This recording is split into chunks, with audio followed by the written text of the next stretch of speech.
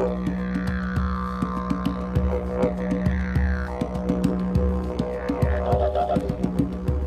my name's Wes. I work at a homeless shelter. I've worked there for 10 years with guys trying to get them off the street, and a lot of them have alcohol and drug addictions and stuff like that. You know, I just love helping people, and I'm also married to my lovely wife Jessica, and I have a 9-month-old boy named Rocco. I'll tell people, you know, Indigenous people like coffee, and I just got a little bit more milk in my coffee. When I was a kid, I would look at my dad, who's really dark, he's black, and my mum's white, and so I would think, well, Dad's Aboriginal, but I'm not, you know, because of the colour of my skin. And so, but it wasn't until many years later that I learnt that being Indigenous is about identity and respect for culture and things like that.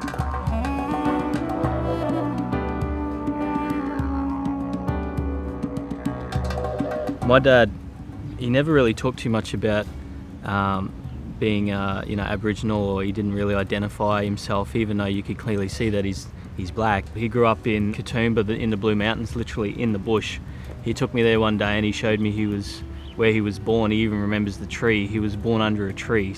So my dad was born in the 40s, and the local township in Katoomba wanted to build a race course because it's so scenic and it's a bit of a local attraction thing for people around Sydney to come. Only one problem was that they had all the Indigenous population were in the way, or that's how they saw it at the time.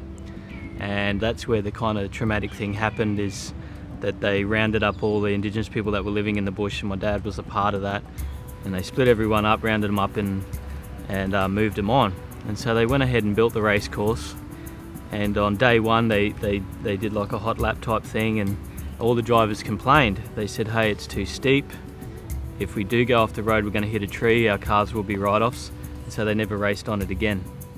So my dad moved as an adult up here. He joined the army and went to Vietnam, and so he kind of kept all that buried. And so as a kid growing up, me wanting to have identity and find out that stuff, he'd never talk about it, because he'd been stripped of all that. He lost all that, so why would he want to? He just would tell me things, just be good at school, go and do what you got to do and be yourself.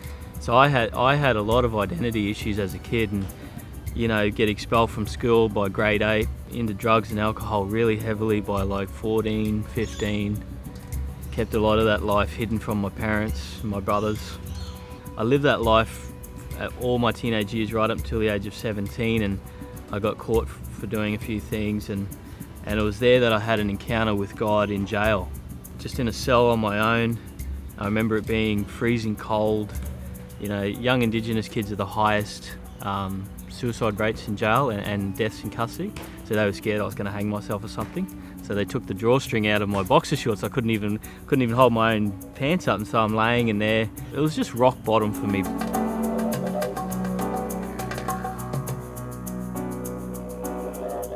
But I just found myself crying and just calling out, saying, God, if you're real, help me, change me, I need your help. God turned up that night when I got let out. It was a miracle, because the magistrate, when I told her that I've genuinely changed, I want to go out and help people, she believed me. I thought, well, I don't have a resume, I haven't even finished grade 10. Where do I start? So I thought, well, I'll just start talking to people. So I started just walking around Stockland, which is a shopping centre here in Townsville, just talking to young people that were committing crimes. I believe that I've changed. You can change too, you know. So I was trying to help people in my own capacity. One day the magistrate's walking along, the one that let me go 2 years ago, and she sees me and she's like, I know you, I remember you. What are you doing here? You're not in trouble again, are you? And I said, no. She's like, looks at the boy and he goes, is he bothering you? Is he? And he goes, no, he's talking to me about God or something. I don't know what he's going on about. And she said, what are you talking to these kids about? I said, I don't know, I'm just telling them about how I've changed my life and all. And she's like, so you're helping these kids? I'm like, yeah, I think so. So she's like, all right, we need to start a program. And so I ended up working for the courts. The magistrate would look at the kid in the face and say, see this guy here? And the kid would go, yep. And she'd go, he's done 10 times more than you, and he's sitting up here with me. He's changed his life, so what I'm going to do, I'm going to give you to him. He's going to help mentor you and stuff. And if you don't listen to him, then you're going to go to jail. So we started this program for kids to stop them reoffending.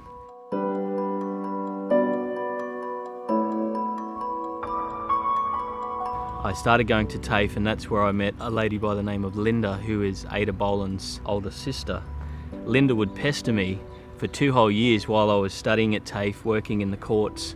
She would say, "You need to come to church, you know, you're an amazing young man. You've got a great testimony, it would change young people's lives." And I'd be like, "Yeah, you know, I don't know about this whole church thing, you know, I don't know about this Jesus thing." And by the end of it, I'd had enough. And one day I just approached her and said, "Look, this weekend, I'm gonna come to your sister's church, but on one condition: if I don't like it, you can never invite me again." So that weekend I went to her church and I sat up the back. Somewhere in the midst of it, I just felt like the Holy Spirit hit me.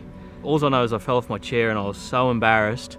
I walked out and I came back in at the end. I waited till the service was over and I went up to Ada and I said, "What happened?" I said, "I felt something happens.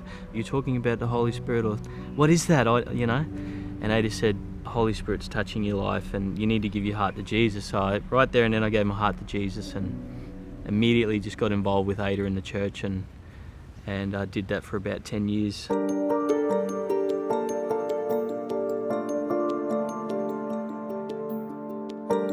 You know, I had an encounter with God. I ran on that for 2 years, volunteering in the community, helping people. Yes, I didn't drink. Yes, I didn't smoke, because God had helped me in all those areas, like literally to the point I gave up all those things cold turkey. But at the end of the day, I needed a revelation of Jesus. Knowing Jesus, the transformation that came wasn't about just not smoking anymore. You're just in sin management. You're just trying to have a good behavior. You're just trying to have some good morals. You just want to be a good husband. You just want to be a good community member. But I think Jesus stretches you beyond that, and he says, "Hey, I've called you, you know. When I go, I'm going to leave you somebody." He's called the Holy Spirit. He's going to teach you. He's going to help you. He's going to lead you. He's going to guide you into all truth. So I'm not going to just let life happen to me. I'm going to try and live this thing to the full and you know, and enjoy it as well, you know. And so I think religion is a big problem. You know, people getting used to the rituals of church, and so if people would really just understand that we are the church, the hands and feet of Jesus, rather than just thinking that I belong to a church. It keeps people disempowered from praying. It keeps people thinking that they can't move in the power of the Holy Spirit. But Jesus said, "Where any 2 or 3 are gathered in my name, there I am."